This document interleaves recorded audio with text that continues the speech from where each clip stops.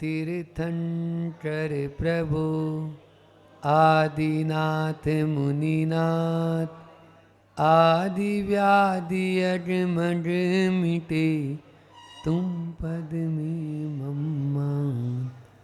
चरण शरण है आपके, तारण तरण जिहाद।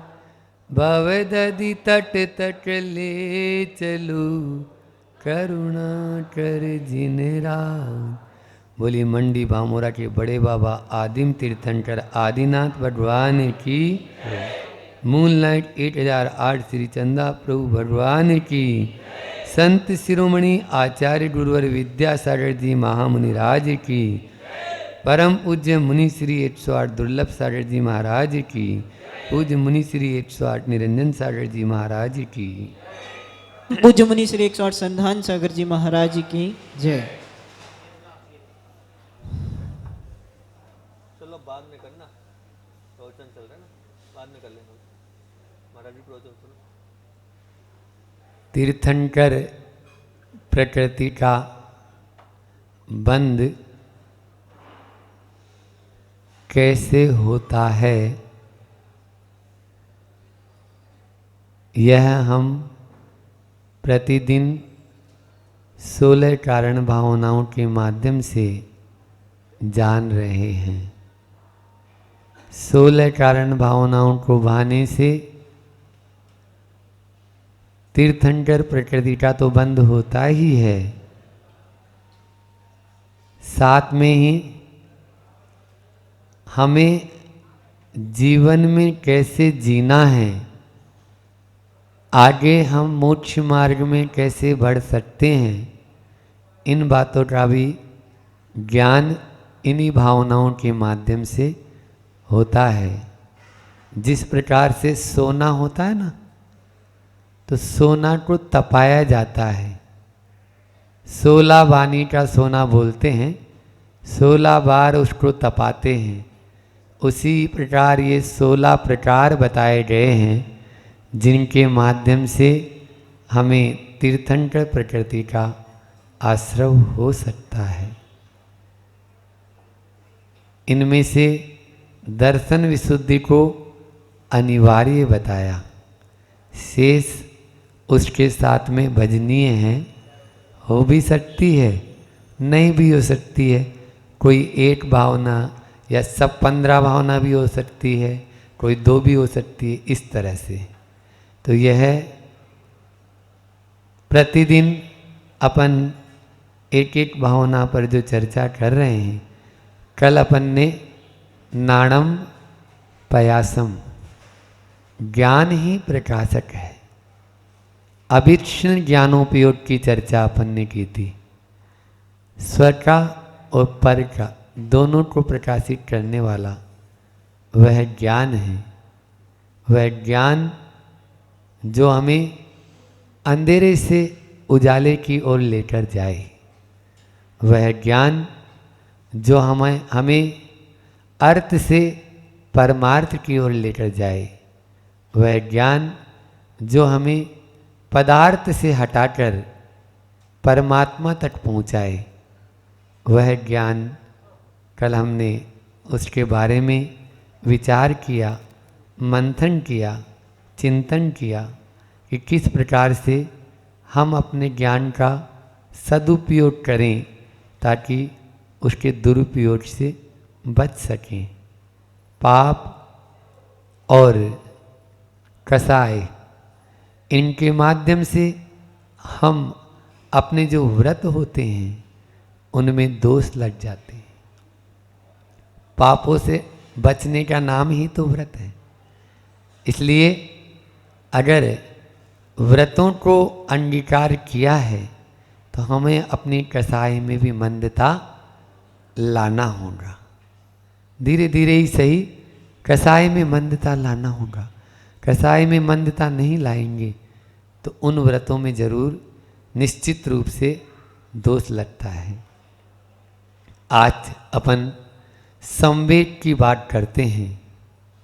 जगत काय स्वभाव संवेग वैराग्यार्थम, तत्वार सूत्र में आचार्य उमा स्वामी महाराज ने कहा है, संसार से भय भीरुता होना संवेग है। क्योंकि आचार्य श्री जी कहते हैं कि भय के बिना प्रीति नहीं होती है न। जब तक भीति नहीं होती तब तक प्रभु से प्रीति नहीं होती, और जब तक प्रभु से प्रीति नहीं होती तब तक स्वयं से प्रतीति नहीं होती। स्वयं से यदि प्रतीति करना है, स्वयं को अपन को यानी जानना है, तो प्रभु को जानना होगा, और प्रभु को जानने के लिए हमें पाप से बचना होगा। पाप भीरुता होना चाहिए। एक बार एक व्यक्ति किसी के यहाँ मेहमान हुआ, गया, लंबा सफ़र तय करके आया, थका हुआ था, सोचा थोड़ा सा विश्राम कर लूँगा, यदि स्थान अच्छा मिल जाएगा तो। सामने वाले ने भी अच्छी खातिरदारी करके उसको बोला, भाई ये कमरा आप ही के लिए है। एसी कमरा खोल दिया, बढ़िया वातानुकूलित है ना। अब उस कमरे में जैसे ही अच्छा देखा, क्या गजब, यहाँ तो बिल्कुल व्यवस्था भी जोरदार, पलंग लगा है, अच्छा गद्दा लगा है ना। अब तो बस आराम से थके हुए हैं ही, अपनी थकान को दूर कर लेंगे। गद्दे पर बैठ गया, वो जाने लगा तो एक बात बोला, भाई बाकी सब तो ठीक है, सब व्यवस्थाएं बहुत अच्छी है, आपको कोई यहाँ दिक्कत नहीं होगी, लेकिन कल ही इस कमरे में एक बहुत बड़ा काला सांप हमने देखा था।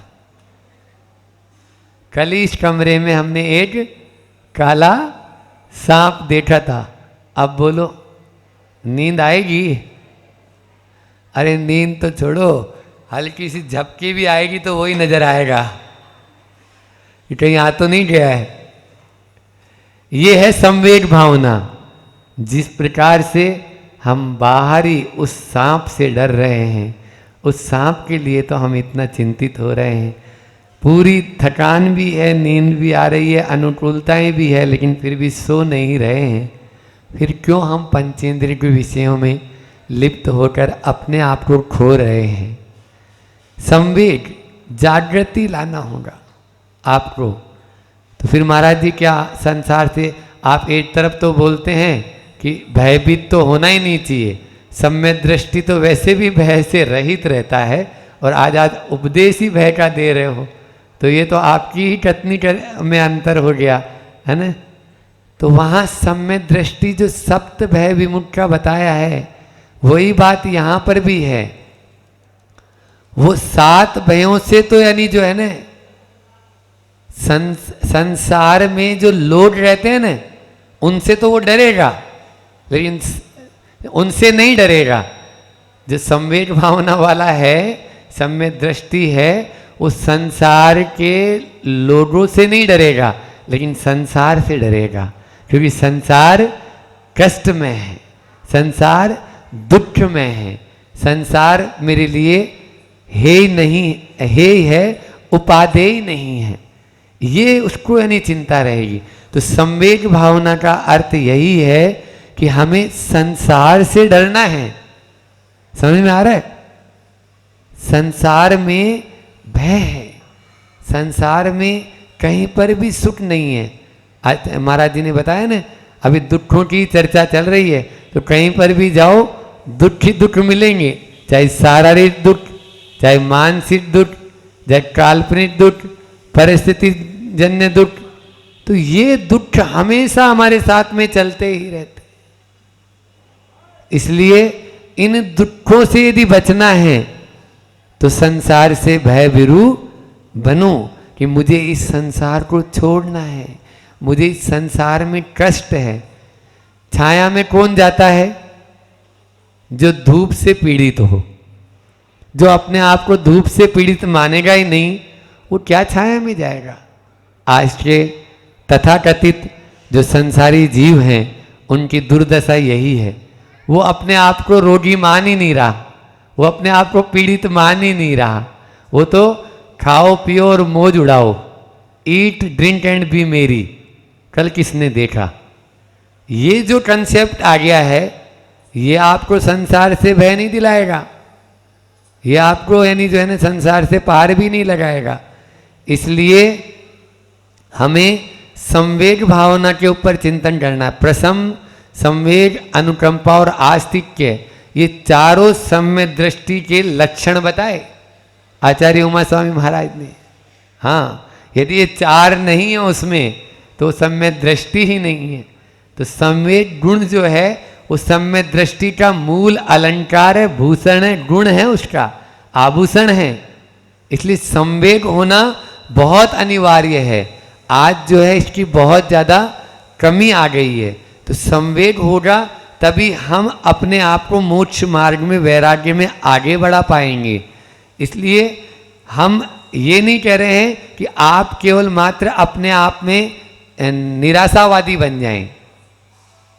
आप निराशावादी बनने का उपदेश नहीं है।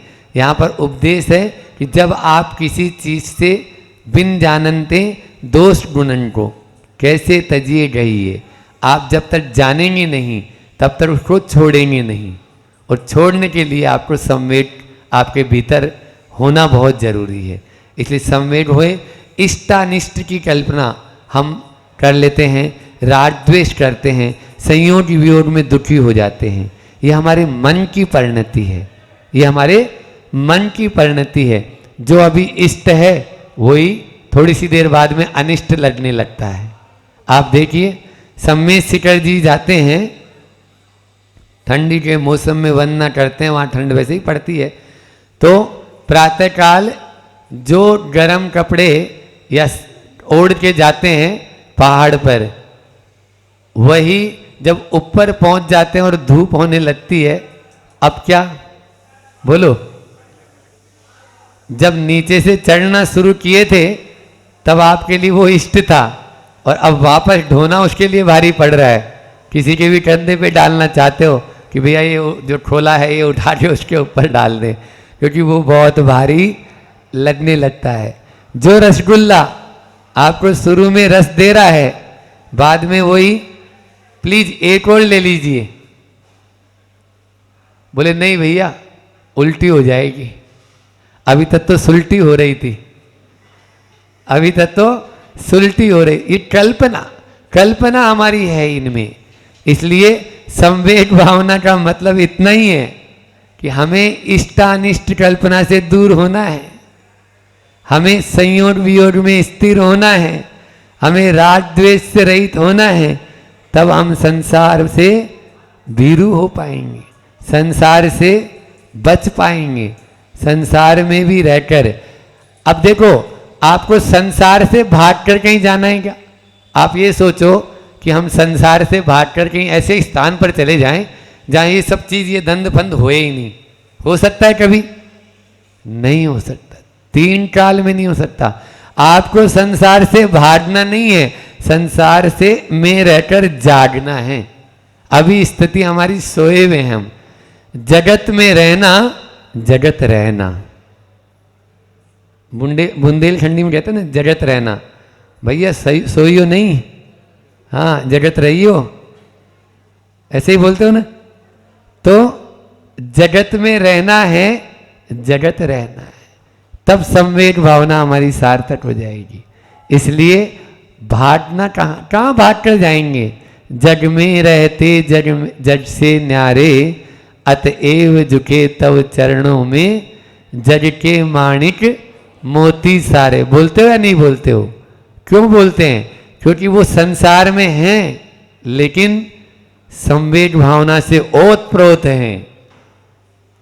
आज गुरु जी के चारों तरफ इतने बिल्कुल दीवाने, तेरे दर का मत दीवाना भजन तो गाते हैं अपन, है ना?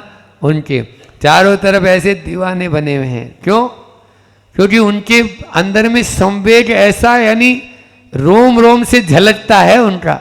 अपन देखते हैं तब कि नहीं, 1 सेकंड भी कुछ भी कोई गलत कार्य मेरे से हो न जाए, नहीं तो कर्म का बहुत बड़ा 1 सेकंड में बंधा हुआ पाप न जाने कितने भाव भाव तक वो हमें फल देता रहेगा।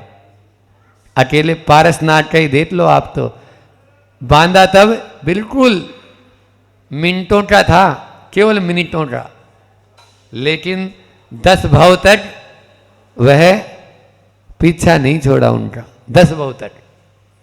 इसलिए प्रतिपल हमें सजग होना होगा। संवेग का मतलब ही यही है, अलर्ट, सजगता, जागृति।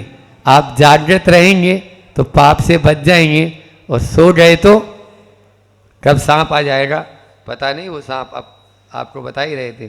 संसारात भीरुता संवेग है, संसार से भीरुपना संवेग है। हमको जगत में क्या होता है, संसार में बहुत सारी चीज़ें ऐसी होती है जिनमें भय भी अपन को सताता है। वो चीज़ें आप उनसे जितना डरेंगे ना उतना ही आपको डराएगी। बंदर देखा है ना, तो बंदर को आप देखिए, कभी भी बंदर होता है वो आपकी तरफ बिल्कुल ऐसे लगेगा जैसे बिल्कुल आ ही रहा है, झपट्टा मारेगा, और आप यदि थोड़ा दौड़ गए तो और आपके पीछे आएगा, और आप खड़े होके एक बार उसकी तरफ आपने भी ऐसे कर दिया तो वो भाग जाएगा। एक बार ऐसे कर दिया तो वो भाग जाएगा। ऐसे ही संसार में यदि अपन को आगे बढ़ना है तो ये जितने भी है ना, ये हुड़की दे रहे हैं।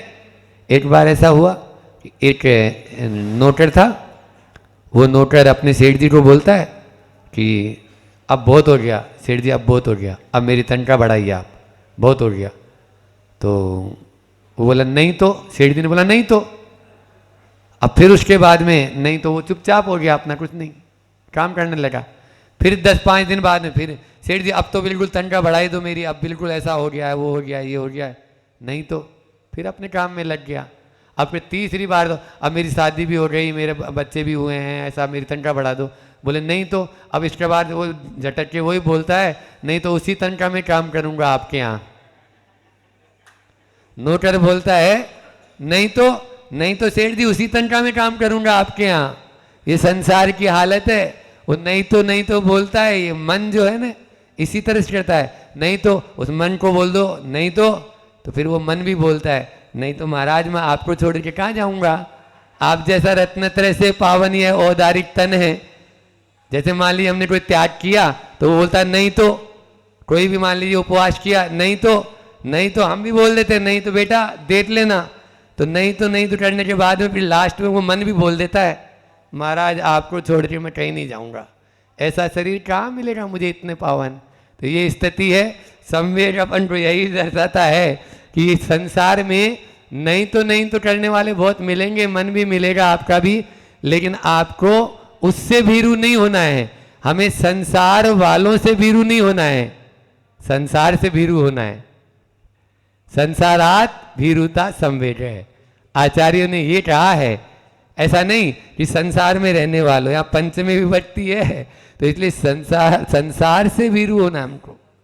संसार के जो रहने वाले हैं उनसे नहीं, वो तो देते ही रहेंगे, नहीं तो करते ही रहेंगे, उनके माध्यम से नहीं।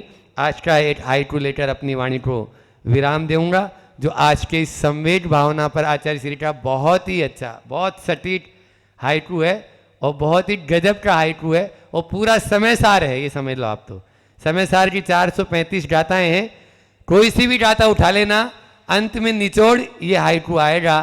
तेरी दो आंखें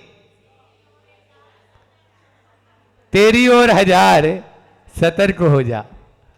तेरी दो ही आंखें हैं, तेरी और हजार है, इसलिए सतर्क हो जा। तू डर मत, है ना, लेकिन हमेशा भयभीत भी रहे, क्योंकि तेरी दो ही आंखें हैं। ठीक है ना।